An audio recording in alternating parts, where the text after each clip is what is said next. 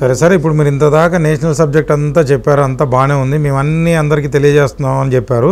మరి ఆంధ్రప్రదేశ్ తెలంగాణ రాష్ట్రాల్లో అయితే ఉన్నాం, మరి మీరు తెలంగాణ రాష్ట్రంలో దాదాపుగా ఐదు సీట్ల నుంచి ఒక సీటుకి ఎందుకు పడిపోయారు? మరి ఇంత గొప్పగా ఇంత మోడీలు అంటున్నారు, లేకపోతే ఇంత పులవామా కట్టలు అంటారు, ఇంత జిఎస్టీ అంటున్నారు, ఇన్ని నోట్ల రద్దులు అంటున్నారు, లేకపోతే ఇంత బ్లాక్ మనీ మేము తెచ్చేస్తున్నాం అన్నారు, ఇంత జీడిపి అభివృద్ధి చెందింది, 17 నుంచి మనకు 5కి వస్తూ ఉంది, ఇంత చెప్తున్నప్పుడు మరి తెలుగు రాష్ట్రాల్లో ఉండి మీరు తెలుగు వారే ఉండి ఆంధ్రప్రదేశ్లో రేపు అంటే ఇంకా ఎలక్షన్ డేట్ కూడా ఆల్మోస్ట్ కన్ఫర్మ్ అయిపోయింది, రేపొద్దున ఒక్క సీటు కూడా వచ్చేటువంటి పరిస్థితి లేదు, ఆంధ్రప్రదేశ్కు ఇదే బీజేపీ గవర్నమెంట్ అన్యాయం చేసింది అని చెప్పి అంటున్నారు. మీరేమంటారు దానికి? ఇది మొన్న ఎందుకు పోయింది తెలంగాణలో అనేదానికి అక్కడ ఒక చిన్న లెక్క. ఇప్పుడు కూడా ఒక పోరాటంలో ప్రథమ శత్రువు ద్వితీయ శత్రువు అని ఉంటారు. మా ప్రథమ శత్రువు ఆ రోజు ఆ కోయిలేషన్, కాంగ్రెస్ తెలుగుదేశం కోయిలేషన్ ప్రథమ శత్రువు. ఈ శత్రువు ఈ దేశానికి, మన రాష్ట్రానికే కాదు, ఈ కూటమి దేశానికే పరమదరిద్రం కనుక ఈ కూటమి ఎట్టి పరిస్థితుల్లో ఈ శత్రువుని బలం ఓడించాలని చెప్పి టీఆర్ఎస్తో చేతులు కలిపారా మీరు? మనల్ని ఓడించడమే కారణంగా పెట్టుకున్నాం. కానీ మనమేంటి, మనం ఎన్ని సీట్లు అనేది ఆలోచన అసలు పక్కకి వెళ్ళిపోయి మా యొక్క కాన్సన్ట్రేషన్ అంతా అటు డైవర్ట్ అవుతుందో ఆ తప్పు జరిగింది. మా అనుకున్న లక్ష్యం అయితే నెరవేరింది, ఆ కూటమి భూస్థాపితం అవ్వాలనుకున్నా అయిపోయింది. మీరు గెలవపోయినా పర్లేదు కానీ పక్కోడు మునిగిపోతే చాలా. పక్కోడు కాదు, శత్రువు, దేశానికి శత్రువు. మనం గెలకపోయినా పర్లేదు, మనం ఇవాళకైతే రేపు గెలుస్తాం, కానీ ఈ దేశానికి రాష్ట్రానికి శత్రువులు పెరగకూడదు, ఆ విషవృక్షాలు పెరగకూడదు, అది ముఖ్యది. ఆ విషవృక్షం పెరగకుండా చేశాం. ఇప్పుడు ఆంధ్రాకి వచ్చేటప్పటికి చాలా అనూహ్యమైన రిజల్ట్స్ చూస్తారు మీరు. ఇవాళ ఏదో వైసీపీ వచ్చేస్తుంది. నేను ఇక్కడ ఒక్కొక్కటి చెప్తాను సార్. యాక్చువల్గా నేను వెళ్ళి ఇక్కడ టీవీలోనో లేకపోతే ఇక్కడ కూర్చొని చూడలే, నేను దాదాపుగా 32 నియోజకవర్గాలు అయితే తిరిగాను. నేనే స్వయంగా మనది పబ్లిక్ టాక్ కూడా చేసి పబ్లిక్లోకి వెళ్ళి ఎవరు గెలుస్తారనేది ప్రశ్న మేము అడగట్లా. ఇక్కడ కూడా 72 నియోజకవర్గాలు, తెలంగాణలో కూడా దాదాపుగా 20 మంది మనకి యూఎస్ నుంచి ఒక వేరే రిపోర్ట్ కోసం, అంటే జనాల స్థితిగతులు ఎట్లా ఉన్నాయి, ఏం జరుగుతుంది, స్కూళ్ళ పరిస్థితి ఏంది, విద్యారంగం ఎట్లా ఉన్నది, లేకపోతే ప్రభుత్వ రంగంలో ఉన్నటువంటి వ్యక్తులు ఏ విధంగా పనిచేస్తూ ఉన్నారు, లేకపోతే ఇక్కడ ప్రజా ఆరోగ్య వ్యవస్థ ఎలా ఉన్నది అని ఒక రిపోర్ట్ కోసం మేము సర్వే చేస్తున్నప్పుడు ఈ విషయాలు కూడా కొన్ని అసలు ఎవరైతే పరిపాలన బాగా చేస్తారో అని చెప్పి మనం తిరిగినప్పుడు స్వయంగా అక్కడెక్కడా కూడా బీజేపీకి ఏ ఒక్కరు కూడా, అంటే ఒక 100 మంది ప్రశ్నిస్తే అందులో 2 కూడా బీజేపీకి ఓటేస్తానని చెప్పాలి. అదేవిధంగా కాంగ్రెస్ కావచ్చు, అదేవిధంగా ఇప్పుడు కొత్తగా వచ్చిన జనసేనకి ఆ 100 మందిలో 1-2 చెప్తా ఉన్నారు. సరే, అది సెకండరీ. ఇప్పుడు పోరాటం అయితే కావచ్చు, లేకపోతే యుద్ధం అయితే కావచ్చు, వైసీపీ వర్సెస్ చంద్రబాబు గానే నడుస్తూ ఉన్నది. సో మీరు కూడా వారి కలయికతో పోటీ చేసి 2 సీట్లు గతంలో గెలుచుకున్నటువంటి పరిస్థితి, అసెంబ్లీ దాని గురించి చెప్తా ఉన్నాను, లేదా ఎంపీ సీట్లు అయి ఉండొచ్చు, మంత్రివర్గంలో చేశారు. మీ ఇద్దరికి పడక జరిగినటువంటి అది ఘర్షణ కావచ్చు, లేకపోతే రాజకీయ పోరాటం కావచ్చు, దాంట్లోంచి విడిపోయి ఇప్పుడు చంద్రబాబు దొంగ, లేకపోతే ఆయన ఏం చేయలేదు, మొత్తం మేమే చేసామని చెప్పారు. మరి 5 రోజుల కింద కూడా మన వాళ్ళు గ్రౌండ్లో ఉన్నారో ఏంటి పరిస్థితి అని అనుకుంటే ఎక్కడ కూడా బీజేపీ పరిస్థితి కాంగ్రెస్ గురించి కానీ చెప్పట్లేదు. మీ ఒక్కటే అని నేను చెప్పట్లా. రాజకీయాలు ఎట్లా ఉంటాయంటే, రాజకీయాల్లో ఒక్క ప్రజలు ఎంత ఆంధ్రులు ఎంత ఆవేశపరులో అంత ఆలోచన పరులు. నేను చాలాసార్లు చెప్తూ ఉంటాను, ప్రజలు ఆవేశపరులు, ఆంధ్రుడు అంటే ఆవేశపరుడే, కానీ అంతకు మించిన ఆలోచనాపరుడు. ఈ ఆవేశంలో వెళుతున్నప్పుడు అతని యాంగిల్ ఒక రకంగా ఉంటుంది.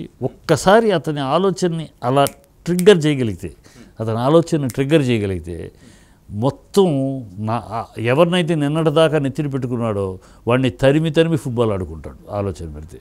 అంతటి సమర్థుడు, అంతటి విజ్ఞాని తెలుగువాడు. ఇప్పుడు ఆవేశంలో చంద్రబాబు అతను ఆ తెలుగువాడు ఆవేశాన్ని రెచ్చగొట్టాడు అబద్ధాలతోటి. స్పెషల్ స్టేటస్ కోసం తను తప్పించినట్టు, మేము ఇవ్వనట్టు, మేము ముందు నుంచి కూర్చున్నాం, మాట్లాడాము, అందరం ఇదే బెస్ట్ అన్నాడు, తనే అన్నాడు. ఇప్పుడు ప్లేట్ మార్చేది ప్రజలు నమ్మించాలని ఒక భ్రమను క్రియేట్ చేశారు. ఆ భ్రమలో ఏదో పోయింది, మనకి ఏదో రావాల్సింది పోయింది అనుకున్న ఒక భ్రమలో కల్పించాడు. అది ప్రజలందరూ ఆవేశంలో వెళ్ళారు. ఇప్పుడు మేము ఆవేశం నుంచి ఆలోచనను రెచ్చగొడుతున్నాం. మేము మా స్కూల్లో, మా పద్ధతుల్లో, మా మార్గాల్లో మేము వాళ్ళ ఆలోచనలు గెలుతున్నాం. ఆలోచించండి, ఎక్కడ ఏ తప్పు జరిగింది, ఎక్కడ ఏ డీలే జరిగింది, ఎక్కడ ఏ అన్యాయం జరిగింది, నిజమైన అన్యాయం ఏమిటి, నిజమ అన్యాయం ఎవరు చేశారు, ఎవరు ఏ అన్యాయం చేసిన వాళ్ళని అయితే తప్పిస్తే మనం పరిగెడతాం, ముందుకెళ్తాం. అసలు మనకు నష్టపోయి విభజన తర్వాత మనం నష్టపోయింది ఏంటి, నష్టపోయింది ఎక్కడ నష్టపోయింది? నేను లెక్కలు చెప్తాను సార్, లెక్కలు ఇవన్నీ మేము చెప్తున్నాం. నష్టపోయింది వాళ్ళు చెప్తున్నారు, మేము మా విధానంలో మేము చెప్తున్నాం. ఏమిటి నిజ నిర్ధారణ అనేది చెప్తున్నాం. నిజ నిర్ధారణ ఎక్కడెక్కడ ఏం జరిగింది, ఎక్కడ ఎవరు ఏ అడ్వాంటేజ్ తీసుకుని ఎవరి కోసం ఈ డ్రామాలు ఆడుతున్నారు, ఎవరు ఏ దురుద్దేశాలు మనసులో పెట్టుకుని ఆడుతున్నారు, ఇవన్నీ మేము with details with facts and finding దీంతో మేము వెళ్తున్నాం ప్రజల్లోకి. రేపు వెళ్తాం.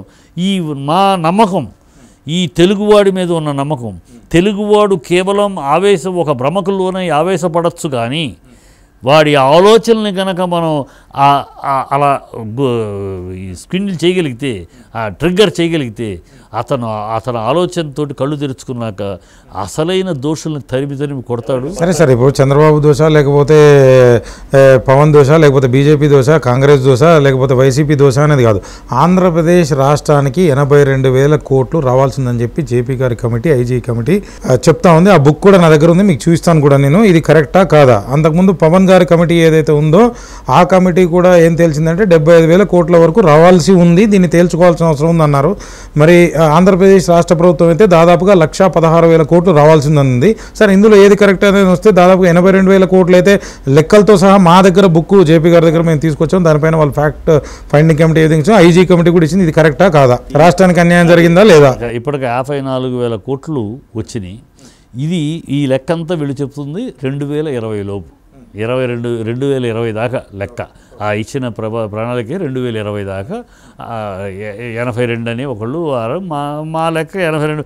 వాళ్ళు వేసే లెక్కలేంటి, ఈ ప్రభుత్వం చెప్పే లెక్కలను కొన్ని తీసుకుని, ప్రభుత్వం చెప్పే లెక్కల్లో కొన్ని తప్పుడు లెక్కలు ఉన్నాయి, అవి మేము తగ్గించి ఈ లెక్కలు కాదు కరెక్ట్ లెక్కలు దేన్నో కలిపి ఈ గ్రాస్ ఫిగర్ చెప్పడం కాదని మేము చెప్పు. సో మా లెక్కలో ఇంకొక 19,000 చిల్లర 19,000 చిల్లర కోట్లు లెక్కలో ఇవ్వాలి. 2020 దాకా ఉంది, 2020 దాకా ప్రొవిజన్ ఉంది, ఇస్తారు ఈ ప్రొవిజన్. ఇక్కడ ఆ డబ్బులు అనేది ఏ ప్రభుత్వం అయినా ఇవ్వాలి, అదేది మేము ఇస్తాను గొప్ప కాదు. ఎందుకంటే ఇట్ ఈస్ కామన్ ప్రాసెస్. అది టైంని బట్టి ఒక స్టేట్ గవర్నమెంట్ చకచకని దాన్ని చేయాల్సిన పని, దాని యొక్క పద్ధతిలో అది టపటపని అడ్మినిస్ట్రేటివ్ ప్రాసెస్ స్పీడ్గా చేసుకుంటుంది, స్పీడ్గా పొందుద్ది. ఈ తెలుగుదేశం చంద్రబాబు లాంటి ప్రభుత్వాలు అడ్మినిస్ట్రేటివ్ ప్రాసెస్ ల్యాప్స్ ఎక్కువ. అంటే ఆంధ్రప్రదేశ్లో ఈ గత 5 సంవత్సరాల్లో అభివృద్ధి జరిగిందా జరగలేదా? అడ్మినిస్ట్రేటివ్ ల్యాప్సెస్ ఎక్కువ వల్ల జరగాల్సినంత అభివృద్ధి జరుగుతుంది. ఇంతవరకు స్వాతంత్రం వచ్చినాక ఇన్ని ఇన్స్టిట్యూషన్స్ 11 ఇన్స్టిట్యూషన్స్ వచ్చినాయి ఆంధ్రాకి. అందులో ఆల్రెడీ 5 రన్నింగ్లోకి 5 ఆల్రెడీ రన్నింగ్ ఉన్నాయి, 5 పనులు జరుగుతున్నాయి. 10 ఏళ్లలో రావాల్సినవి ఈ 2-3 ఏళ్లలోనే వచ్చినాయి. ఇంతవరకు స్వాతంత్రం వచ్చినాక ఆంధ్రాకి రాలా. మరి 9 ఏళ్ళు సీఎంగా ఉన్నప్పుడు చంద్రబాబు ఏం చేశాడు? ఒక్క సెంట్రల్ ఇన్స్టిట్యూషన్ ఎందుకు తెప్పించుకోలేకపోయాడు ఆంధ్రాకి? రాలా. 140 ఆయన పీరియడ్లో 143 సెంట్రల్ ఇన్స్టిట్యూషన్స్ వస్తే అన్నీ హైదరాబాద్ చుట్టూ పెట్టాడు. అప్పుడు ఈ ఆంధ్ర రాలా. సో దోషి అతను ఆంధ్రాకి వెనుక పోసిన వాళ్ళు మొదటివాడు చంద్రబాబు. 9 ఏళ్ళు తన ముఖ్యమంత్రిగా ఉన్నప్పుడు అసలు ఆంధ్రప్రదేశాన్ని పక్కకు పెట్టాడు. అప్పుడే కనుక కాంప్రహెన్సివ్ డెవలప్మెంట్ అని చేసి ఉంటే, అప్పుడే కనుక ఈ 143 సంస్థల్లో కొన్ని అటు కొన్ని ఇటు అన్నీ మార్చుంటే అసలు డివిజనే వచ్చేది కాదు. చంద్రబాబు చేసిన తప్పు వల్లే మొత్తం అక్కడ కేంద్రీకరించబట్టి అప్పుడు ఆంధ్రాన్ని పట్టించుకోలేదు. ఇక్కడ నష్టం ఎక్కడ జరిగిందంటే ల్యాప్స్ ఆఫ్ అడ్మినిస్ట్రేషన్. రాజధాని ఇంతవరకు మ్యాపులు బొమ్మల్లో చూపించడం తప్పితే ఇంతవరకు డిజైన్ పక్కాగా this is the design, Amaravati యొక్క డిజైన్ పక్కా ప్లాన్ ఇది ఇంతవరకు ఫైనలైజ్ చేయాలి. ఉన్నే చూపిస్తున్నారు, అది ఇంత ఉద్ది అనేది నువ్వు పక్కా చేసినాక ఎంత ఉంది చెప్తాం. 1,500 కోట్లు ఇచ్చారు. 1,500 కోట్లు సరిపోదు. 1,500 కోట్లు ఎందుకు సరిపోదు. నయా రాయపూర్ 5,000 కోట్లే ప్రభుత్వం ఇచ్చింది, సెంట్రల్ గవర్నమెంట్ ఇచ్చింది. వాళ్ళు ప్రభుత్వం 20,000 ఎకరాలు తీసుకుని గొప్పగా కట్టుకున్నారు. వాళ్ళు సిన్సియర్గా అడ్మినిస్ట్రేటివ్ ప్రాసెస్ చకచకా పరిగించుకుని అమెరికా అనలేదు, ఆస్ట్రేలియా అనలేదు, సింగపూర్ అనలేదు, జపాన్ అనలేదు, ఇండియన్ మేధాశక్తిని ఉపయోగించుకున్నారు. బ్రహ్మాండంగా ఇండియాలో కూర్చొని మేధావులు కూర్చొని బ్రహ్మాండం కట్టారు. మనం చూడొచ్చు. ఫైనల్గా ఏమంటారు సార్ అభివృద్ధి? ఇప్పుడు పోలవరంలో 2.5 రెట్లు ఎక్కువ భూమి కావాలని అడిగావు. 2013లో ఉన్నదానికి 2015 వచ్చేటప్పటికి ఆ 2.5 రెట్లు భూమి ఎందుకు ఎక్కువ కావాలయ్యా? దాని రీజన్ చెప్పమంటే ఇప్పుడు చెప్పాలా, మొన్న ఇచ్చాడు. ఇది 2018 డిసెంబర్లో, 2019 జనవరిలో ఇచ్చాడు. 4.5 ఏళ్ళుగా నువ్వు ఒక ప్రాజెక్టు 15,700 కోట్లు, అది గబుక్కుని 57,000 కోట్లు అన్నావు. 4 సంవత్సరాలు మీరు కలిసి ఉన్నప్పుడు ఈ డౌట్లు మీకు రాలేవా? ఎందుకు రానా అడుగుతున్నా, అదే అన్నాను. అడ్మినిస్ట్రేషన్ ఫెయిల్యూర్ అంటుంది, అందుకే అదే అడుగుతున్నాం. అంటే మీరు చంద్రబాబు గారిని మీరు బయటికి తోసారా, ఆయన బయటికి వెళ్ళిపోయారా? 22.5 కోట్లు ఎందుకు, అంత భూమి ఎందుకు కావాల్సి వచ్చింది అని అడిగాము. దానికి ఆన్సర్ ఇప్పుడు మొన్న ఇచ్చాడు. కడప స్టీల్ ప్లాంట్లో ఐరన్ ఓర్ లింకేజ్ జ్యుడిషియల్ హజల్స్ లేకుండా ఎలా తీసుకొస్తుంది స్టేట్ గవర్నమెంట్ చెప్పమన్నాం. అంటే నీకు 20,000-30,000 కోట్లు పెట్టిన తర్వాత ఐరన్ ఓర్ లేదనుకో, అక్కడ లేదు, బయట నుంచి తీసుకురావాలి. ఆ లింకేజీ వాడు బయట నుంచి ఎక్కడ తెస్తే వాడు రేపు ఏదన్నా కోర్టులో నా భాగం అని అంటే మొత్తం ఇది డ్రై అయిపోద్ది. సో ఆ ఐరన్ ఓర్ లింకేజ్ లేకుండా in what way you are procuring that iron ore linkage ఏంటి అడిగాం. అదేనండి, అది ఇంతవరకు చెప్పలా. నేను చెప్పినా మీకు ఎక్కడ డిలే అవుతుందని, ప్రజలను మోసం చేస్తూ ఉంటే మీరు ప్రజల్లోకి వెళ్ళలేకపోతున్నారు, ప్రజలకు చెప్పలేకపోతున్నారు కదా. వెళ్తున్నాం, మేము చెప్తున్నాం. ఇక్కడ మీడియాని ఏమైందంటే మన ఆంధ్ర రాష్ట్రంలో ఉన్నంత మీడియా మరి ఏ రాష్ట్రంలో చూడలేదు. ఎందుకు లేదు సార్? ఇప్పుడు ఎవరు సోషల్ మీడియా వాళ్ళు పెట్టుకుని, ఎవరి వీడియోలు వాళ్ళు పెట్టుకునే హైపర్ మీడియా వచ్చింది కదా, సోషల్ మీడియా వచ్చింది. ప్రింట్ మీడియా పక్కన పెట్టండి సార్, ఎలక్ట్రానిక్ మీడియా పక్కన పెట్టి సోషల్ మీడియాలో మీరు చెప్పండి. నేను సోషల్ మీడియాలో వెళ్తున్నాం, ఇంకా విస్తృతంగా వెళ్తాం. రేపు ఈ నిజాలన్నీ ప్రజల ముందు పెడతాం, ప్రజలు తీర్పు చెప్పనండి. ఈమె చంద్రబాబు ఉన్నంత కాలం ఆంధ్ర రాష్ట్రం డెవలప్మెంట్ అనేది ఇలాగే ఉంటుంది. అతనికి పక్కవాడితో స్నేహం చేయడం తెలియదు, ముందున్న వాడితో స్నేహం చేయడం తెలియదు, తన నీడని తను నమ్మడు. అన్నీ అతను అంతసేపు ఈ డొల్ల రాజకీయాలు, అబద్ధాల రాజకీయాలు, నిన్న మాట ఒకటి ఇవాళ మాట ఒకటి, ఈ దౌర్భాగ్య పాలనలోనే వెళ్తాడు.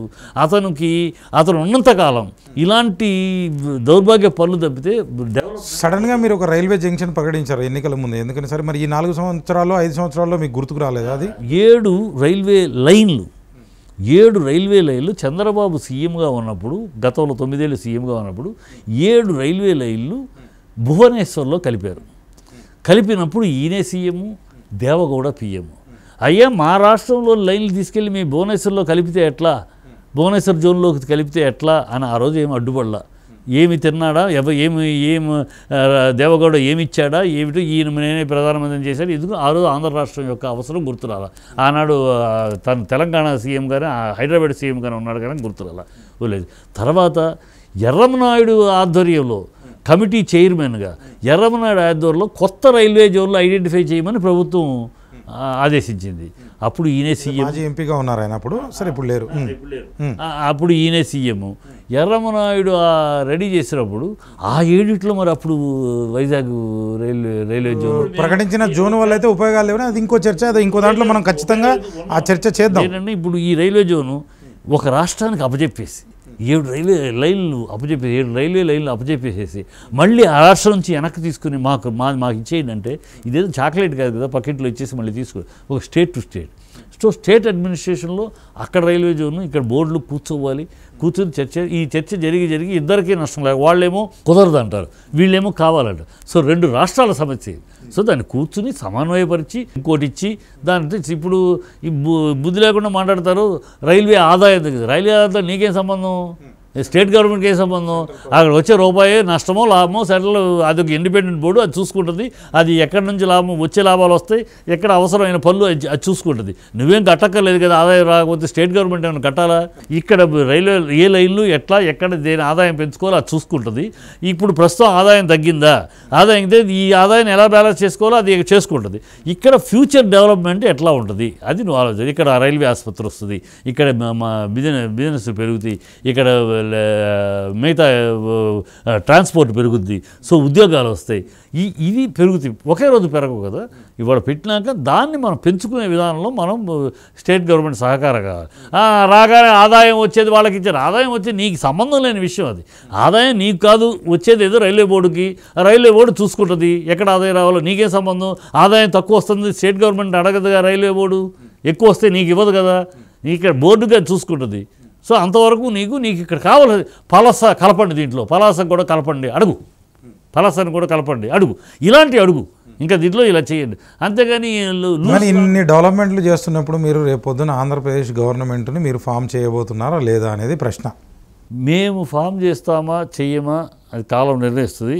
త్రిపురలో లాగా ఒక అనూహ్యమైన ప్రజలు ఊహించలేని ఒక స్ట్రోక్ అనేది మేము ప్లాన్ చేస్తున్నాం. ఇప్పుడు నేను ఆంధ్రప్రదేశ్ గురించి అడుగుతా ఉన్నాను సార్. అది సో ఎన్ని సీట్లు మీరు గెలుచుకోబోతున్నారు? మీరు కింగ్ మేకర్ కాబోతున్నారా లేదా మీరు అధికారంలోకి రాబోతున్నారా? మరి ఇంత దేశవ్యాప్తంగా మోడీ గారు ఆధ్వర్యంలో ఇంత గొప్పగా డెవలప్మెంట్ జరుగుతూ ఉంది అని మీరు అంటూ ఉన్నారు.